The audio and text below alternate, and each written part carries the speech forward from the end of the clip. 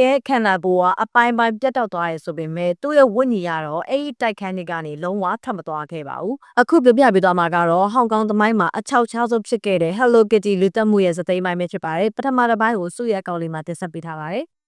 တရားခံသုံးက family တေဆုံးတော့တိလဲတိသွားရောသူ့ရဲ့ခန္ဓာကိုယ်ကြီးကိုရေချိုးကန်းနဲ့ပေါ်သွားပြီးတော့အပိုင်းပိုင်းလုပ်လိုက်တယ်ပြီးတော့အနက်သက်တွေမထွက်အောင်ဆိုပြီးတော့အဲ့ဓာတွေကိုရေနွေးနဲ့ပြုတ်ခဲ့ပြုတ်ပြီးတော့အစိတ်ပိုင်းတွေကိုအမှိုက်အိတ်က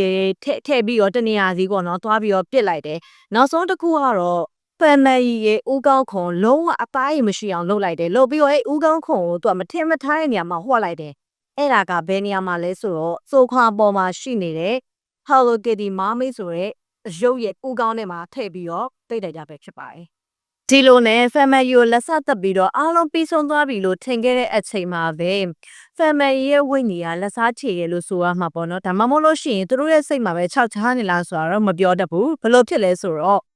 စုပြောတယ်အရှိမနှိမ့်ဆက်နေချိန်မှာတရက်ခန့်သုံးအပြင်အသက်14နှစ်အရွယ်ဖြစ်တဲ့မိန်းကလေးတယောက်ရှိနေခဲ့လို့ဆိုရဲပေါ့နော်အဲ့ဒီ14နှစ်အရွယ်မိန်းကလေးအားရီယာဆိုလို့ရှိရင်တရက်ခန့်3ဦးတည်းကအဓိကခေါင်းဆောင်ဖြစ်တဲ့ချမ်းမန်လောရဲ့ရီစားဖြစ်တယ်သူကဘလို့ဖြစ်လဲဆိုလို့ရှိရင်သူညဘက်အိတ်တိုင်းပေါ့နော် family ကသူ့ရဲ့ဦးခေါင်းကိုလာတောင်းမယ်ဆိုပြီးတော့မက်တဲ့အပြင်မှာသူဒီလိုမျိုးအပြင်နေသွားနေအချိန်မှာဆိုလို့ရှိရင်သူ့ရဲ့နောက်ကို family ကအမြဲတမ်းကောက်လိုက်ပြီးတော့သူ့ရဲ့ခေါင်းပြန်ပြီးပါဆိုလိုက်တောင်းနေရတွေ့တယ်အဲ့လိုစိတ်ချောက်ချတဲ့ဒဏ်ကို तू မခံစားနိုင်တော့ရဲ့အစုံနောက်ဆုံးမှာရဲစခန်းမှာသွားပြီးတော့အဖြစ်မှန်ကိုဖွင့်ချလိုက်တော့တယ်ဒီလိုနဲ့တရားရုံးမှာတရားရင်ဆိုင်တဲ့အခါမှာလဲအာရီကသူတို့လုတ်ခဲ့တဲ့နှစ်ဆက်နီးမှန်သမျှကိုလည်းပြောပြသလိုမျိုးဘလိုမျိုးပေါ့နော်ခြေရလက်ရဖျောက်ပြက်တယ်ဆိုတာလေအကုန်လုံးကိုလည်း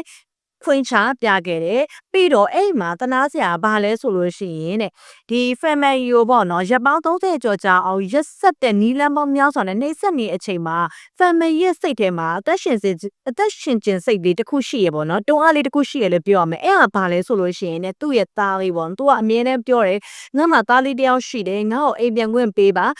ငါရဲ့သားလေးကိုငါပြုစုအောင်မယ်ပေါ့သူအမြဲတမ်းတောင်းပန်နဲ့သူပြောရတယ်သူ့သားလေးကြောင့်ပဲသူပြောတာအဲ့ဟာလေသူနောက်ဆုံးတတိလစ်မသွားခင်အချိန်ကြီးပေါ့နော်တတိလစ်ပြီးတော့မသေးဆုံးသွားခင်အချိန်ဒီကိုသူကသူ့ရဲ့သားလေးကြောင့်အမြဲတမ်းတူပြောနေဒါပေမဲ့အရန်ဦးမှလူမဆန်တဲ့ဒီတရက်ခန့်တော့ဟာသူ့ရဲ့ပါဇက်ကဒီလိုမျိုးပြောလေသူ့ရဲ့မိခင်မြစ်တာကိုလှောင်ပြောင်းသလိုမျိုးတွေလုပ်တယ်ပြီးတော့ပြီဆိုလို့ရှိရင်နောက်ဆုံးမှလည်းပေါ့တကယ်နဲ့လွတ်မပေးတဲ့အပြင်ပို့ပြီးနှိပ်စက်ပြီးတော့သုံးတက်ပြစ်လိုက်ပါတယ်ရဲတွေဝယ်စီးရဲ့အချိန်မှာဆိုလေအဲ့ဒီတိုက်ခန်းမှာပေါ့နော်ဆမ်မဲရီကိုလူမဆန်စွာနှိပ်စက်တဲ့ပစ္စည်းတွေဖြစ်တဲ့အရာတွေလည်းတွေ့ခဲ့ရကြလို့ချီရလက်ရဖြောက်တဲ့ပေါ့နော်အရေးရောင်တွေအားလုံးကိုလည်းတွေ့ခဲ့ရတယ် Hello Kitty အယုတ်ကြီးကိုလည်းပြန်ပြီးတော့တွေ့ခဲ့ရတယ်အဲ့ဒီတဲမှာလည်းအားကြီးပြောသလိုပဲပေါ့နော်ဒီအယုတ်ထဲမှာ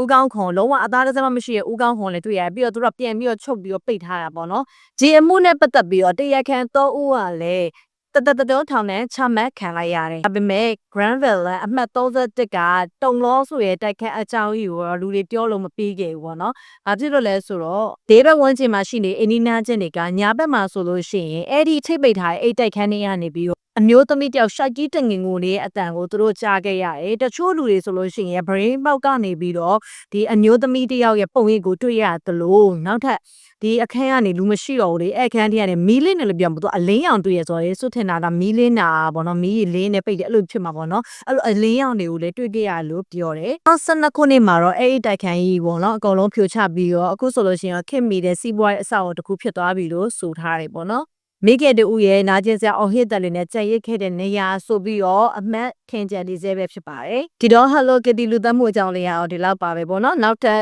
6ကြားစာကောင်းဆုံးပေါ့နော်အမှုကြီးတွေနဲ့ဇလန်းလေးတွေကိုလည်းပြောပြပေးသွားမှာဆိုတော့သူ့ရဲ့အကောင့်လေးကို follow လုပ်ခဲ့ပြီးပါအောင်နော်